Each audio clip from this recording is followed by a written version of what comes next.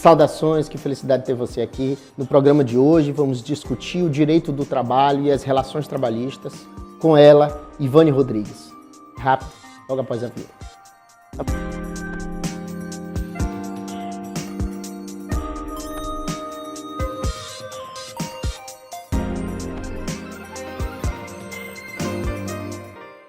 Saudações, agora em definitivo, para dialogar sobre direito do trabalho, o dia do trabalho, comigo, ela, minha querida amiga, minha parceira, Ivane Rodrigues. Que satisfação. Saudações. Nessa semana que nós comemoramos aí o Dia do Trabalho, o Dia Mundial do Trabalho, comumente conhecido como Dia do Trabalhador, fazendo menção aí a homens e mulheres que trabalham, que exercem profissões e funções tão importantes para a nossa economia e nossa sociedade. Hoje vamos discutir um pouquinho sobre os nossos direitos, o que pode e o que não pode. Venha com a gente. Tava com saudade, não tava? Tava. Ivane Rodrigues, Dia do Trabalho. Vamos lá. Como surgiu essa comemoração? O que é, afinal? Por que comemorar essa data? Né? Que relevância tem comemorar essa data? Eu quero te ouvir a respeito disso. Esse panorama geral, esse panorama histórico. Fica à vontade. O direito do trabalho, né, as relações de trabalho, essas reivindicações sobre melhores condições, elas já vêm desde a Revolução Inglesa, né, com as indústrias carboníferas que tinham péssimas condições, e aí os trabalhadores, homens, mulheres e crianças, não tinham nenhum direito, né, estabelecido naquela época, reivindicavam, faziam reivindicações sociais, greves, para que melhorassem essas condições. Então, desde o século XVIII, nós já temos registro dessas reivindicações. Contudo, o Dia do Trabalho, essa comemoração, sim, ela nasce em 1886 nos Estados Unidos com um evento em que os trabalhadores eles vão às ruas para reivindicar melhores condições de trabalho relacionadas a aumento salarial, ao estabelecimento de piso salarial, à diminuição de carga horária, que aí desde essa época das revoluções nós tínhamos carga horárias de 18, 14 horas. Nessa época nos Estados Unidos, a carga horária era de 18 horas e aí foi diminuído de 18, 13 horas, foi diminuída para 8 horas, assim como é hoje, né? E a questão de descanso semanal e férias. Só que nesse movimento, no confronto dos trabalhadores com a polícia, houve o uso de bombas e centenas de trabalhadores foram mortos e feridos. Então, essa data de 1º de maio se tornou um marco, assim como é o Dia Internacional da Mulher, que também foi um evento histórico trágico. Então, hoje, mais de 80 países comemoram o Dia Internacional da Mulher no dia 1º, o Dia Internacional do Trabalho, no dia 1º de maio, né? Alguns países comemoram no dia 1º de maio, outros comemoram em outras datas para não fazer menção a essa tragédia, né? E também para não vincular movimentos esquerdistas, sindicais e outras questões mais políticas de que socioculturais. Essa discussão histórica, eu acho que ela é fundamental a gente fazer essa reflexão para a gente entender que, então, pela reflexão que tu traz para a gente, o ponto crucial é o quê? São as melhores qualidades de trabalho, essa manutenção da relação de trabalho, a dignidade na relação de trabalho. Quer dizer, não é apenas uma festividade, é um dia de reflexão. Sim. Isso aí me parece muito com aquele comparativo da Páscoa. Onde, né, coelhinho bota ovo. Aí tu fica naquela discussão, afinal, coelhinho coloca ovo e tu perdeu absolutamente a simbologia, sim, porque vira um negócio festivo e sim, que já não tem mais um sentido originário nenhum. Sim. Então, essa discussão do direito do trabalho, eu acho que é legal quando tu traz esse contexto histórico, porque aí tu traz a reflexão para dizer assim, ó, nós estamos falando aqui de um desenvolvimento econômico, tu tá falando exatamente na década do Fordismo, na década, sim, da Revolução Industrial, da década em que começou a se produzir economicamente uma demanda muito grande para uma população que também crescia muito no mundo. Sim. Então é importante, acho bem legal por isso queria te ouvir sobre isso, sobre essa questão mais geral. Mas então, superada essa primeira parte, analisando esse contexto histórico, eu quero que tu explique para nós, de uma forma bem didática, para que a gente entenda a relação, o que seria então, como é que a gente caracteriza uma relação de trabalho. Eu nem quero que tu faça apenas aquela discussão da lei trabalhista, né? De trazer aqueles requisitos lá e fazer aquela discussão. Eu quero que tu fale de uma maneira geral mesmo, de uma maneira ampla, primeiramente, para que a gente consiga entender melhor o que é uma relação de trabalho.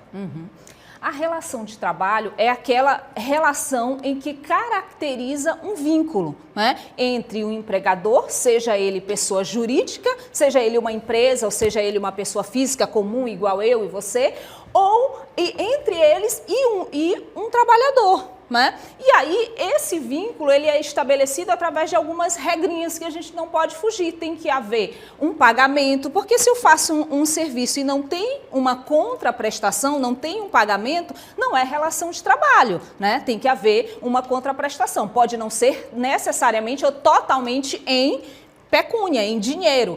Tem que haver aí uma continuidade, esse serviço tem que ser prestado de forma contínua, não pode ser algo como, no caso, as diárias, em que eu vou um dia na semana, de 15 em 15 dias, 2 vezes na semana, né? Então, são requisitos que precisam estar ali presentes para que a gente diferencie o que é uma prestação de serviço entre contratado e contratante, né? Uma relação aí normal de contrato, né, geral, e que seja uma relação de um trabalho rural, de uma empreitada ou qualquer outra relação de trabalho. Então, o vínculo de emprego, ele tem alguns requisitos específicos, a onerosidade tem que ser prestado pessoalmente. Se existe uma relação em que eu exerço essa atividade e posso ser substituída, amanhã eu posso mandar uma outra pessoa, então já não caracteriza a relação de trabalho entre a minha pessoa e aquele empregador, né? Como muitas das vezes a gente tem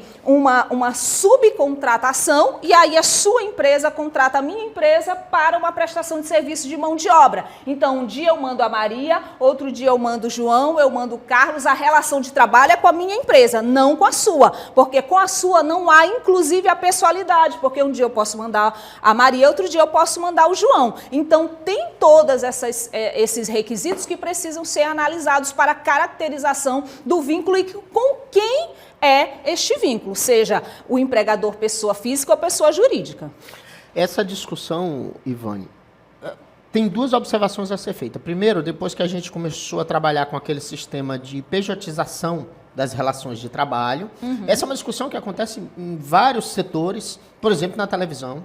A gente tem essa questão da pejotização das relações de trabalho, que tu tem subordinação, o vínculo é personalismo, tu tem todas as características, mas ela se dá através de uma relação de pejotização. Sim. Exatamente depois da reforma trabalhista, que fez uma ponderação ali naquelas questões. Mas o que eu quero levantar é uma outra discussão para agora. Qual seria? Eu quero te ouvir a respeito da crítica que se faz ao Estado brasileiro com relação a o agigantamento do direito trabalhista, que de uma certa forma, esse direito trabalhista, esse agigantamento não só do direito trabalhista, mas também da justiça do trabalho, das intervenções judiciais nas relações de trabalho, porque assim, o que a gente ouve é que há uma crítica muito grande com relação a isso. Por exemplo, para grandes empresas como Apple e Samsung, aquelas grandes multinacionais, que elas já não possuem mais uma identidade com nenhum país, porque elas estão em todos os lugares, de fato. Elas são maiores, inclusive, do que alguns países. Como é que tu entende, como é que tu visualiza essa questão? Olha, o direito... Essa pergunta aí não está na... surpresa, é aquela pergunta surpresa. Mas eu gosto de te provocar, porque estava muito bonitinho, estava muito certinho. Vamos lá.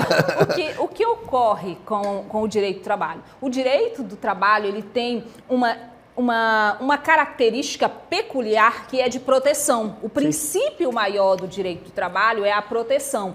e ele vem para equilibrar essa relação entre a empresa, que é o empregador, e o trabalhador, que é o empregado, né? Porque considera-se que a empresa ela tem muito mais poder econômico, técnico, social, cultural, de que aquele empregador que vive, por exemplo, de um salário mínimo. Ele não tem condições de competir em nenhum desses aspectos com a empresa. Então, quando se pensa nas multinacionais, quando se pensa nessas grandes empresas, há que se constatar que mais ainda esse trabalhador ele precisa dessa proteção, ele precisa desse amparo, ele precisa que esse vínculo ele seja comprovado. E aí tem uma característica no direito do trabalho que vislumbra, né, que concretiza exatamente essa segurança, essa proteção, que é a inversão do ônus da prova no direito do trabalho. Ela existe justamente porque ela acredita, ela considera que o trabalhador ele é mais frágil nessa relação. Então, quando o trabalhador chega, seja através de advogado, seja através do peticionamento simples,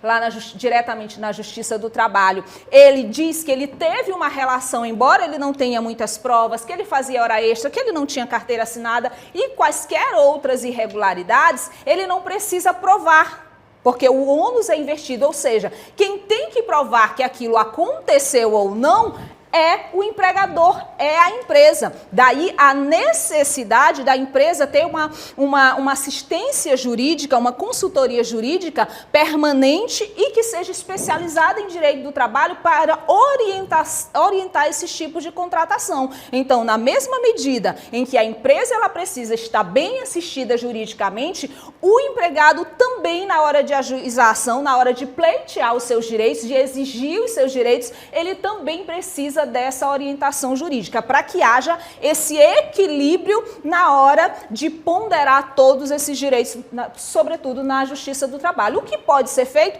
inclusive, através de um acordo, mas aí só a relação e essa análise técnica jurídica que pode dizer o que é melhor para a garantia desses direitos desse trabalhador. Tu fez uma bonita defesa da Justiça do Trabalho. Se eu tivesse trazido um empresário aqui, ele tinha dito outra coisa, né? Tinha dito, não, mas calma aí, isso aí atrapalha o crescimento econômico do país, por isso, por aquilo outro. Eu acho que esse é o grande ponto, né? É tu conseguir ponderar as intervenções, que são muitas, sim, eu reconheço, da Justiça do Trabalho, nas relações trabalhistas, que, por um lado, ela atrapalha, sim, o desenvolvimento econômico do país, mas tu também tem esse outro lado que deve ser ponderado, o lado daquele que, de uma certa forma, não há um poder econômico, não há um poder de produção, então fica realmente difícil tu interrelacionar. Por isso que a gente... Aí tu volta a 1800, né, lá nos Estados Unidos, para tu entender esse rompimento. Isso é tanto observado que, assim, uma boa justificativa é dizer que não há toda essa regulamentação. E não há toda essa regulamentação nos Estados Unidos. Mas tu quer ver um negócio interessante? As grandes empresas migram dos Estados Unidos para a China, para a Índia. Fizeram essa migração. Por quê? Porque economicamente é mais barato. Quer dizer, os caras... A questão não é só a regulamentação do Estado.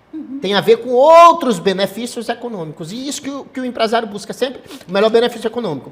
Mas deixa eu te perguntar uma outra coisa, agora eu vou te dar um... Essa questão tributária, ela pesa muito no Brasil. No né? Brasil é terrível. Então, muitas empresas, sobretudo internacionais, multinacionais, elas procuram países subdesenvolvidos ou de terceiro mundo que têm essa tributação.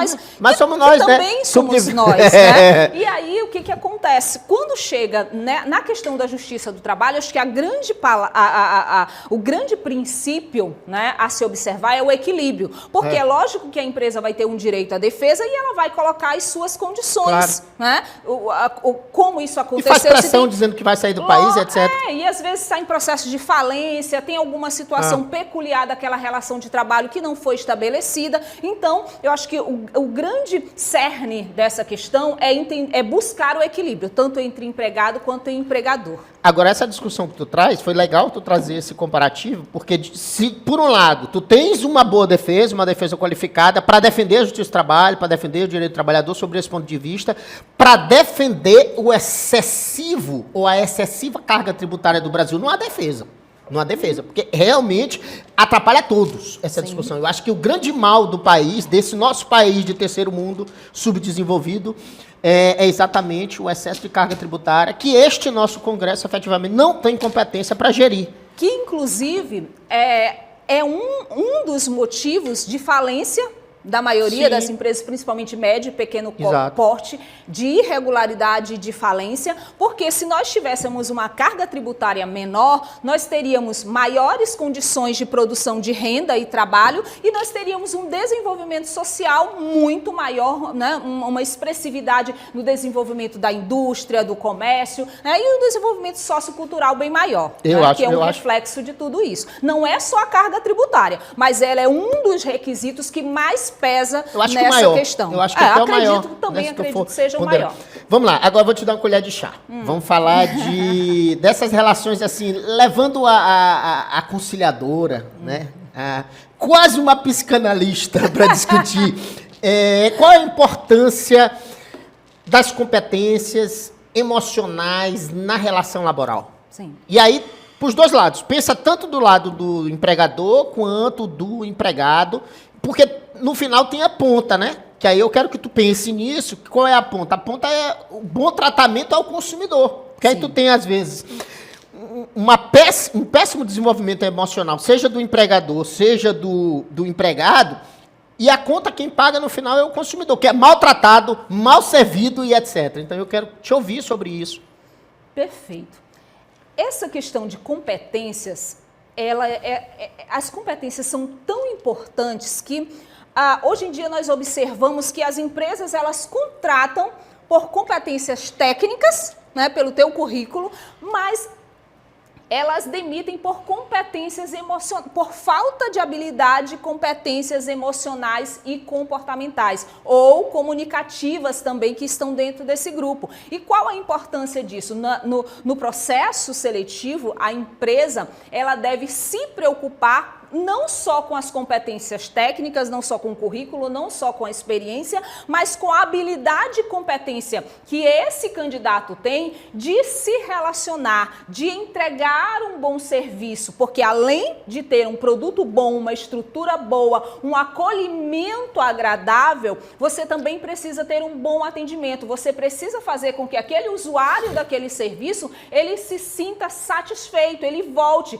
E isso foi desenvolvido, sobretudo, com a livre concorrência, em que você tem ali do teu lado, a gente vê bem isso nos exemplos de prestação de serviço de farmácias, né? Em que quando se instala uma farmácia em um determinado ponto, você tem ali aquela corrida paralela em que várias farmácias são estabelecidas também naquele entorno. E isso fortalece a concorrência. E quando você é único em um determinado mercado, você estabelece ali a sua... Tu não tá falando de supermercado não, né? Também, tu tá falando de supermercado? também, né? Aqui em São Luís a gente pode ver quando nós percebemos essa relação de concorrência, a gente percebe que há por parte das empresas uma preocupação com a melhor qualidade. Então, voltando aqui para a questão das competências, há essa necessidade da empresa se preocupar com o investimento, com a seleção de candidatos que tenham esse plus, que tenham esse perfil comportamental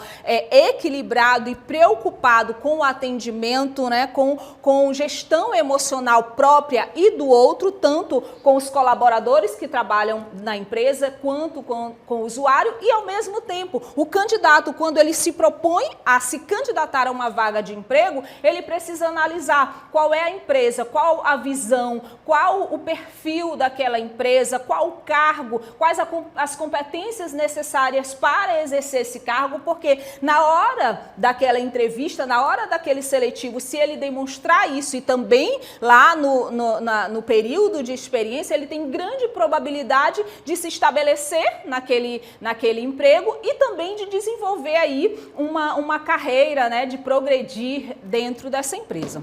Muito bem. Eu quero pedir que você tenha um pouquinho de paciência com a gente vai fazer um rápido intervalo aí, pelo mandamento do nosso querido Bruno Coelho. Rápido, rápido, rápido, já voltando, é só um minutinho.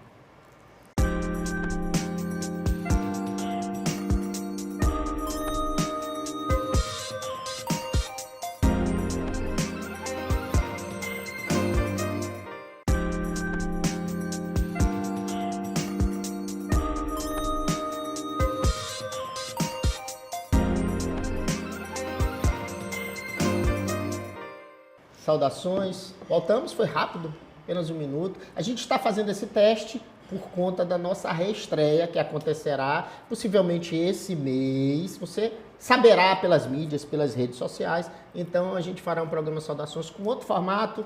Deixa que numa outra oportunidade, eu tenho muita coisa para falar hoje com a Ivânia ainda, e numa outra oportunidade a gente explica melhor. Mas não esqueça de buscar nossas redes sociais, no YouTube, Saudações com Ted Anderson. Você pode assistir tanto na televisão, assim como ao vivo pela plataforma YouTube, mas estreia junto, concomitante com a televisão, no sábado às 9 horas da manhã e no domingo às 6h30 da manhã.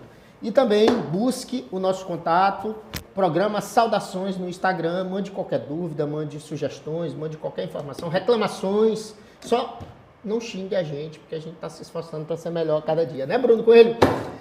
Ivânia Rodrigues, eu quero te ouvir ainda mais sobre muitos temas.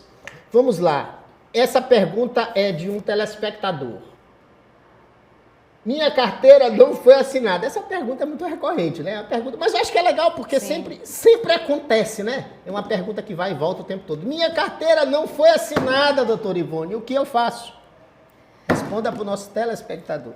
Essa pergunta é muito recorrente, e recorrente a pergunta porque é recorrente na prática, né? Então, muitas pessoas, às vezes, estabelecem uma relação com o empregador e passa um mês, passam 2, 3, 4 e não tem aí o registro, né, da sua CTPS, da sua carteira de trabalho, né, não tem seu FGTS recolhido, não tem o recolhimento da sua contribuição previdenciária e vários. Chega um ano, ele não recebe, não tem férias, não recebe 13º e muitas das vezes tem só aquele salário mensal e nenhum o descanso semanal e nenhum outro direito. Então, quando acontece alguma dessas irregularidades, o que o empregado deve fazer? Primeiramente, sempre manter o diálogo, conversar com o empregador. Se ele não for aberto ao diálogo ou se essa possibilidade não for possível de regularização, a gente tem um tempo de experiência de 3 meses e aí se efetiva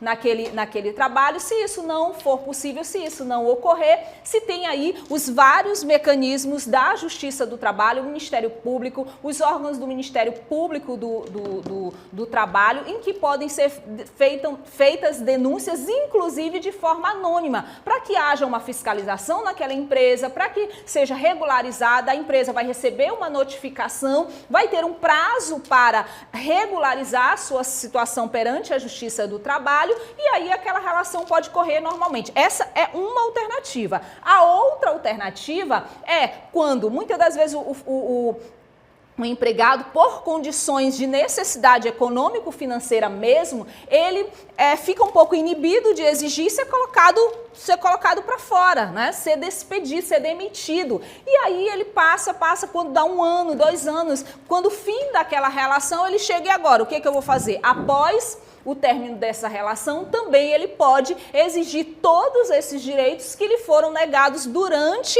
a relação de trabalho, que inclusive vai aí caber multa, caber acréscimos, ele vai ter o FGTS depositado, ele vai ter aí as contribuições as contribuições previdenciárias, a férias em dobro, o 13º e todos os direitos que lhe forem cabíveis. Ele pode fazer isso através de um acordo, ele pode, se não for possível, porque hoje o próprio CPC, o próprio processo, seja ele administrativo ou judicial, ele indica a utilização do diálogo, da mediação e da conciliação, e quando isso não é possível, se entra aí num processo de instrução para comprovar e exigir que esses direitos eles sejam cumpridos. Eu quero te deixar um minutinho, eu vou até deixar um tempo razoável para tu falares um pouco de uma maneira bem geral sobre essa questão do Dia do Trabalho, das relações trabalhistas, sobre essa temática de hoje. Eu quero que tu fale para nós. Fala para os trabalhadores, fala para os empreendedores. Eu quero te ouvir assim de uma maneira bem geral, Ivânia,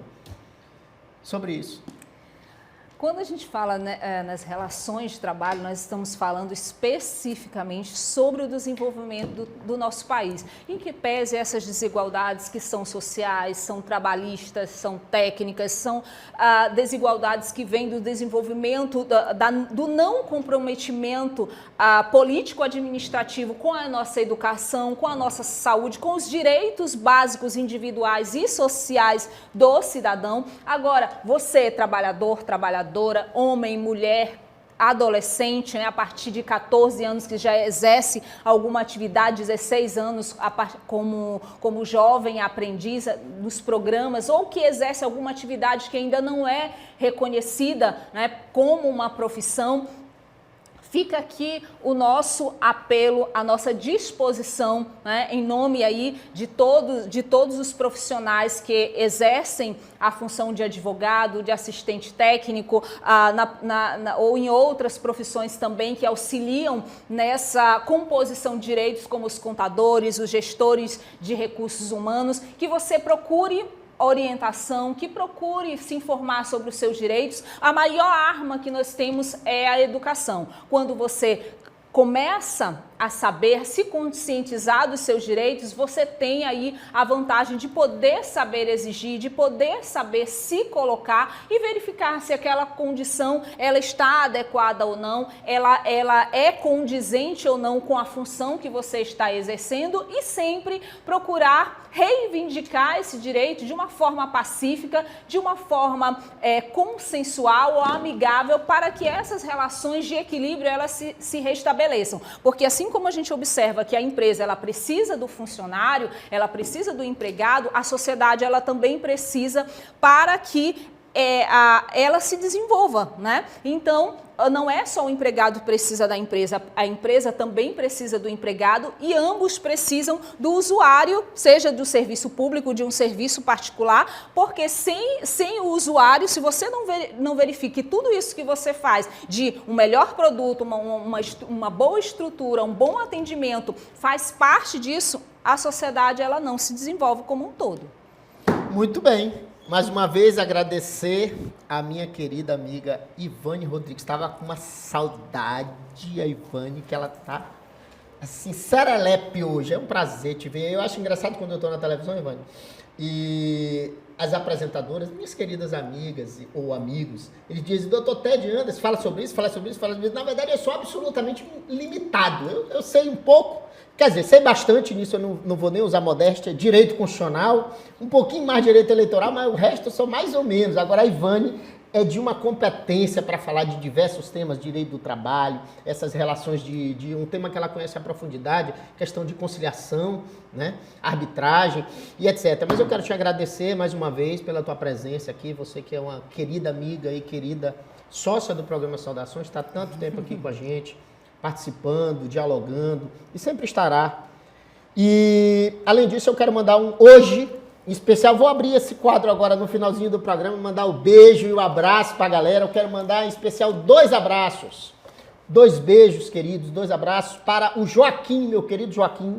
Joaquim, um beijo, meu querido. Joaquim, eu acho que Joaquim tem 6 ou 7 anos. É um telespectador assíduo do programa Saudações, não falta nenhum programa. Se eu estou na rádio, o Joaquim me assiste, se eu estou na TV, em qualquer lugar. Onde eu estiver, sempre eu tenho acompanhamento aí, a audiência do meu querido Joaquim.